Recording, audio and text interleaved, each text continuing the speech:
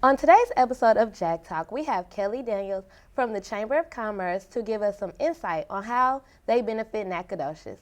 Kendall Dawson and Jermaine Merritt will talk to us about what it takes to be a member of SAA, and last but not least, how horrendous and frustrating it is to park on SFA's campus. All that on this episode of Jack Talk.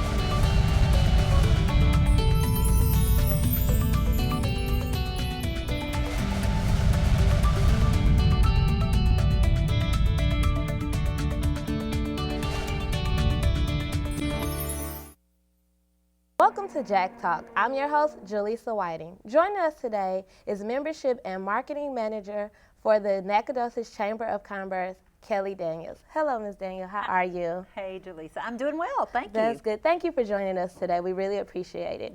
So, number one general question is, what is the Chamber of Commerce? Well, the Chamber is actually a nonprofit business that works for its members, who are mostly businesses here in Nacogdoches, and we are trying to create an environment where business can succeed. We do that through our programs and activities, and we work for our members. Okay, so since it's nonprofit, basically, like, do you take volunteers? Like, how does it work? Do you promote businesses, or like, how does it work, really? Well, you kind of hit on a few things right there. As a nonprofit, we rely greatly on our volunteers. In fact, the board of directors that we have all represent their businesses and industries, their paying jobs, but they spend a lot of time working on our chamber projects. There are 4 staff members in our office. I'm one of those 4. But a lot of our projects and committees and events that you see happening around Nacogdoches are actually put together and produced by our volunteers. Okay, and you mentioned that there are 4 employees in the office, and I mentioned earlier that you are the membership and marketing manager. And what exactly is that? What do you do in particular? Well, I do get to visit a lot with our members, and that's a fascinating job right there, because from small, medium to large businesses, major employers here in Nacogdoches, I get to know some of those folks really personally, and I get to know their passion for their business and why they're doing what they're doing. The other folks in our office, we have our president and CEO, Bruce Partain, and Sherry Banks and Barbara Hall are also in the office daily. We work 8 to 5, Monday through Friday, then again outside those business hours on our events, for the chamber. So, like, is there a Chamber of Commerce in every city or town, and how were you guys founded and putting one together in Nacogdoches? Sure. Yes, typically you'll find chambers of commerce in whatever community you move to or are in. In fact, ours is a county chamber, and we were established in 1920, and it was actually founded by the business community, because what we do is a compilation of what every business wants to be doing, but as a business owner, you may not have time. You're concentrating on your daily task, what you have to do to make your business successful, but you still want an organization that will represent your interests, with our legislature, make sure our elected officials know what we need here in our county to make business successful. You want to continue to improve education so that our workforce can be a good, strong workforce, so that our employers are able to hire competent employees, and other things like just watching our resources, natural resources, making sure that we have a positive image in our state and our nation. The Chamber is looking at all those big picture items where a business member can concentrate on their business, knowing that those other important things are being monitored by the Chamber of Commerce. Okay, that was a great explanation. We have a video here of your president explaining to us basically what he does and what the Chamber of Commerce contribute to the community. Great. My name is Bruce Partain. I'm the President and CEO, Chief Executive Officer of the Nacogdoches County Chamber of Commerce. We want to be a place where people who want to know about Nacogdoches can come, and that would include new residents, which would be college students, as well as maybe parents looking to possibly find out more about the university, because as you know, it's a major investment to come to college. So we want to be helpful in that realm, assist the university. What we are is an association. We're a business association of about 800 members, most of which are businesses. We're not a government agency. We're not funded by government taxes or fees or anything like that. So we're a voluntary organization. So our mission statement is, our mission is to create an environment where business can take place. And so our angle, although we're the welcome center for newcomers and all that, it really, in back of that is, we want to do a good job welcoming newcomers because businesses need newcomers. Newcomers need connections with business. My job, there's 4 people on staff. We have 800 members. We probably represent about 25, 30,000 workers. So in some ways we're very big, in some ways we're get down to the staff level, there's 4 of us. And we'll work together to help one another, but we'll also be there for the new customers and new consumers in town too. Okay, so I know you guys host a lot of events and around the community. What are some of your biggest events throughout the year? We have one really big one coming up, and it's going to be hosted here on SFA's campus in the Coliseum for 8th grade students. Again, throughout the county, all the 8th grade students are going to visit the William R. Johnson Coliseum in November, and they're going to have a Download the Future career fair. These 8th grade students are going to be able to talk to a variety of business people in many different industries to learn what they studied in high school, what they did after graduation, any kind of special training or certification they needed for that particular career, so that an 8th grade student approaching their high school years can actually think about what classes do I need to take and what do I need to plan for. That's going to be a big one that's happening here. That sounds pretty amazing to be in 8th grade and be thinking about that. But we run out of time, and I want to thank you so much, Ms. Dance, for coming. And if you have any more information about the Chamber of Commerce and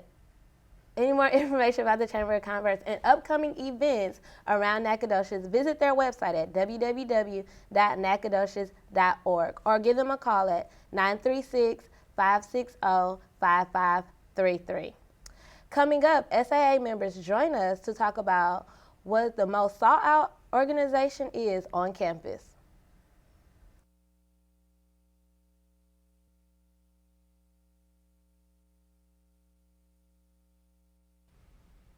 Welcome back to Jack Talk. Joining us today is Kendall Dawson and Jermaine Merritt.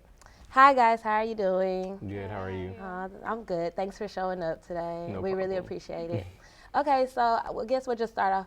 What is your position in SAA, and then what is your position in SAA? Okay, well, I'm in charge of public relations, and then I'm also over the SAA cinema that we have on campus. Okay, so what exactly for public relations do you do? Do you just make sure you get the word out there that y'all are doing stuff? A lot of it's public relations for the cinema, so okay. It consists of like making the previews, getting advertisements from around campus, different organizations, and then also if people in the community want to advertise in our movies, I'm in charge of all of that stuff. Oh, I didn't even think that all that went into it. Okay, and what is your role in SAA? I'm the membership coordinator of the Student Activities Association. So for our members, I'm over planning socials. When we do intramurals, I'm over things like that. And also I keep track of all the points. So when members attend events, they get certain points, and if they reach a certain number, they get certain gifts and things like that. So I'm really just over keeping track of members and making sure they're having a great time. Okay, so really SAA, y'all are, do y'all consider yourselves a family? Because it sounds like with the membership, for you to be in position to make sure y'all all are getting along, y'all all are spending time together. Is that what y'all try to consider y'all organization? Yes, we try to see ourselves as a big family. You know, you're home away from home. You know, some people are from Dallas, or like Kendall's from Fairfield and I'm from Houston. So you have your friends there, but when you come to Nacogdoches, you know, you join SAA, we want it to be like a big family. So. Okay, that's cool. Okay, so speaking of memberships and being part of an organization, how do you become a part of SAA? Applications are due at the beginning of each semester. So we've already taken our new members for the fall, but then we'll have applications available in the spring. And it's basically just a big interview process. You'll come in and get a little application. It's got a pamphlet. It's got like your typical personal information and then just a few questions. And then you'll do an event evaluation, which is SAA is all about planning events for campus. So you'll come up with like a mock event. And then Jermaine can tell you about the group interview since that's his position. And then once you turn that in, you'll select a group interview time. We typically have 2 days, so you'll sign up for 1 day, and then it'll be a day after. And like you pick a group interview, and if you make it past that step, then you go into a one-on-one group interview. And from then on, we choose our new members. And after that, we'll go on a retreat. And from then on, it's just a great SAA experience from there. How do you decide who you want to? I know personally a lot of my friends and people that are younger than me, and they always like, oh, SAA, I need to be a part of this. How do you guys decide who you want to be a member? And like, do you have a certain amount of people you can pick a semester, or is it open? Like, It really just depends on the semester that it is and how many members we already have that are still currently in the organization. Like this year we took about 25 members, and now our organization is about like 60. And so it just depends on what the semester before is looking like with our members. But the criteria for members is just all across the board. We have people from different nationalities, personalities, and it just depends on, you know, the person. And we really, the officers choose the members, so we just look at different kind of things and different, the experience we've had with them in group interviews and how their individual interview was, and then we just look at different things like that. okay, so I know SAA puts on events, but is that all in movies? But is that all SAA is about? Why did you guys decide to join SAA? And before you knew what SAA was it different actually being a part of it? Oh, for sure. You definitely see like the SAA logo around campus, and you see those loud people that are involved in other organizations that are also in SAA. So that I feel like that's what draws people in. But then once you're in SAA, it's a whole new ballpark. It's like we said, it's that big family that's your home away from home, but it's also building up your like leadership skills. It helps you with interviews for later on in life when you're applying for a job, because you did go through that interview process.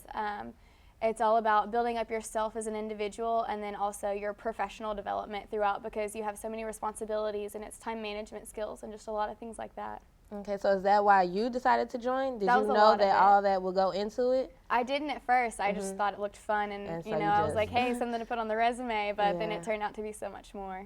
And it's the same for you? Same here, same here. I always saw, you know, the SAA members around campus wearing their shirts. I was like, oh my God, that looks so fun to do. And I applied and I got in. And like she said, it's totally different. You really get to see what all goes into planning the events and working the events and just being a SAA member on the campus. And I've really enjoyed it thus far. So. Okay, how long have you guys been a part of SAA? I've been in since fall 2011, so my freshman year I joined. Okay. And I've been in since fall 2012, so my sophomore year is when I joined. Okay. We did have an interview with a new member, Lindsay, and she gave us basically the scoop on what it is, SAA is, and why she applied and how it's different than what she expected. Mm-hmm. This is your first time in SAA, obviously. So what was the process like in like doing the application and the interview process? When you like apply to be an SAA, you do an application and then you do an interview. And if they like you in the interview, you get a call back, and then you do a personal interview. And if they like you, then you get asked to join the organization and you go on the retreat. Nice. So how was the retreat? The retreat was really fun. It was like a lot of team bonding, and you got to know everybody. And it's like pretty much like you gain like 60 new best friends. So would you recommend anyone be an SAA, you know, at least try? I would recommend anybody to be an SAA. It's a lot of fun, and you get to meet a lot of new people, and it's like really diverse. So, you know, it's like people that you probably like usually wouldn't be friends with. So it's a lot of fun, like getting to know everybody. I think we're good. Okay, so she mentioned the retreat, and you mentioned the retreat. So this is after you pick your new members, and then y'all go on a retreat. I know I don't like being outside, and I don't like the bugs and all that. And how did you get so many people to go out there willingly and to do it? And what did you do? Well, it wasn't really that bad. It was only for one day, so after everyone was done with classes, we left on the afternoon and just stayed that night and came back the next day around the afternoon. So we weren't really outside that much, and it wasn't that bad. But it was just a bonding experience. We did a lot of team builders and group exercises, so all the new members can get to know the old members and vice versa, and we can all become that big SAA family. So we just did a lot of activities like that, and the members really found out what SAA is about. And we talked about how to propose your first event and things like that. Okay. What does I was on train of thought. I'm sorry. Okay, how long has SAA been on SFA's campus? I know Ryan Horn, who is over admissions right now. I know he was on one of the first officer boards, so he's been around for a little while, but I couldn't give you an exact date of when SAA was founded. I want to say I've heard a little bit after SFA was founded, but it wasn't called Student Activities Association. It was just a event programming board on campus, and it wasn't called SAA. But over the years, you know, they finally came up with the name for it. More people came along with it. Okay. Exactly. Well, thank you guys so much for coming. We you for really having us. appreciate it. For more information about SAA, you can go to the 3rd floor of the Student Center. Keep an eye out for flyers and more information about their upcoming events.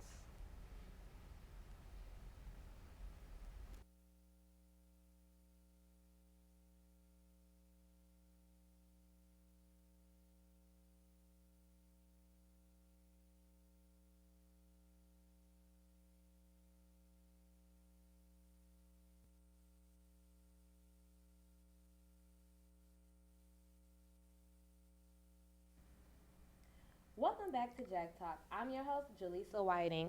Here with me is commuter Cameron White. Parking is a big topic here on SFA's campus. Let's hear what a commuter has to say. Hey Josh, so we're just going to sit here and talk for a second, but first off, let me get your honest opinion about the SFA parking situation. How do you feel about it? It sucks. It sucks? Yes. How so? Like, what are some of the things that make it suck? Too many faculty spots that don't get used, that we could use to park. Stuff like, especially like behind the rec center. You can't park behind the rec center until 4 o'clock. How they know I don't have class at 4 o'clock and I don't go use the rec center in the morning? Right. I got a ticket there. Like, come on, I'm parked at the rec. I went to the rec center. Yeah, I feel you on that. They definitely got me down a couple times. Do you feel like the parking passes are too expensive? Yeah, I mean, I don't have a problem with it. Come out my tuition, but still $100. Yeah. But do you think that SFA could improve their parking situation, or do you think that this is as best as it can get under the circumstances? nah, I think it could get better, but I mean, and we got a whole bunch of pay for park Yeah, I was just that don't nobody use. So you think yeah. those pay for parking would be better off if they were just regular general Yes. parking? I mean, Yes. I get it, SFA's trying to make some extra money. But they make all their money off us already, though. exactly. So, So they should leave the parking alone. yeah. All right, well, appreciate it, Josh. Thank you for answering these questions on SFA Jack Talk. All right, Cameron. So we just saw what what one commuter had to say. How do you feel about parking on campus? Well, it's a very touchy subject with me, but I feel that it's definitely in shambles right now, so to speak. I feel that the parking situation could be handled a lot better. Parking is so hard. There's so many students, and we keep rising in enrollment every semester, and so it's like we can't obviously accommodate all these parking spots. So they charge and they charge and they charge. Like, I think it's a ridiculous price. Really, they charge us so much for tuition every year. Like, it goes up. And so, why do they keep asking us to pay $100 or $200 here for a parking permit? That should already be included in the tuition that we pay when we first get here. That's what I feel. Do you think, I know some schools don't let freshmen come with cars. Do you think, and I'm pretty sure we're not going to be able to build a whole new parking spot, so do you think maybe that rule should be enforced? Yeah, that rule does sound, it does sound like it would help a lot, because there are a lot of freshmen here on campus, more so than I think than any other classification. So, I feel like it kind of sounds it's kind of like a catch-22, so to speak, because like I'm pretty sure a lot of freshmen do have cars and they want to be able to provide transportation for themselves, but at the same time, you know, the problem it still exists whether they stop doing that or bring in something else. Like the fact is, I think that they need more spots. First off, they definitely need more spots for parking, and then on top of that, I feel like we shouldn't be charged for it. So, you know, if you're telling a freshman don't bring your car, you know, for the first semester or two, then I mean, I feel like that would help because a lot more spots would be opened up. But at the same time, I feel like you would kind of be infringing on those freshmen. But it does sound like it would help out a little bit more than what's going on right now. Okay, King, I know that you mentioned the price of parking is already too much, which I agree. And then I know that there are some paid for parking spots on campus, like the one behind Hall 16 and between the garage right over by the rec center. How do you feel about them wanting us to pay an extra $20 a day to park? I feel like it's a slap in the face, literally. Like you already asked me to pay about $150 to $200 depending on what my parking permit is, and then on top of that, for short-term parking or even an extended amount of time parking, you're still asking me to pay like to park in this parking spot that's close to the campus. I mean, I understand that they have the commuter parking lot as well, and they try to use this one just to kind of get people to park closer. But why have them charge for it? Like, if anything, it should be kind of like a first come, first served basis type deal, really. I feel like that would help out so much. I mean, they're only charging people like $3 or $4 to pay for it by the hour to park there. So, I mean, like, what are they really gaining? It should just be free for all, really, because, I mean, they need more parking. You mentioned the commuter lot. I know that last year when I started parking off campus, the commuter lot was like a huge problem for me. Like, that's like a mile walk. Like, that is a long walk. It is. But now they have buses. So do you think that helps out? I think the buses do help out, which it was kind of a good idea. But at the same time, you know, like the buses may not run on everybody's schedule. And let's say that you don't have a class, but you have some business to tend to on campus, but you're a commuter. You would still have to park in the commuter lot, and you could wait on the bus to come pick you up and drop you off to where you need to go on campus and still get to where you need to go. Or you can just suck it up and make that walk from the commuter lot, which, you know, like I think that they should just open up parking closer on campus because, like I said, if you don't have business or if you have business to tend to rather, but it's not class, you still would have to park in the commuter lot. Otherwise, you'll get a ticket and possibly a boot on your car. And I've seen that happen too, and I think that's just ridiculous. Yeah. Do you think that the hours for the all permit parking should be changed?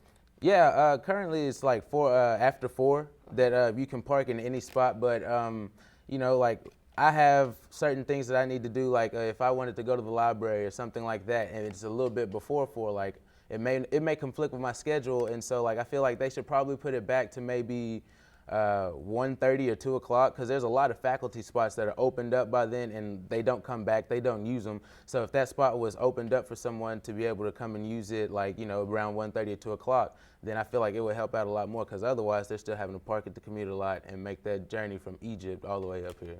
So what you're saying is basically you think that is entirely too many faculty spots? Yeah, as a matter of fact, I have a number breakdown right here, and it says that there are 1,686 faculty parking spots on campus. Now, first off, I don't even know if there's 1,686 faculty members per se, and if there is, I'm pretty sure they're not all working until 4 o'clock. I know a lot of professors who leave after 12:30, who may leave around 1 or 2 o'clock and don't come back, you know, so like, how come that spot is still like off limits? Like, if I'm someone who has business to tend to in this building, but I can't park there, I still have to, you know, park all the way out there. And I feel like that's ridiculous.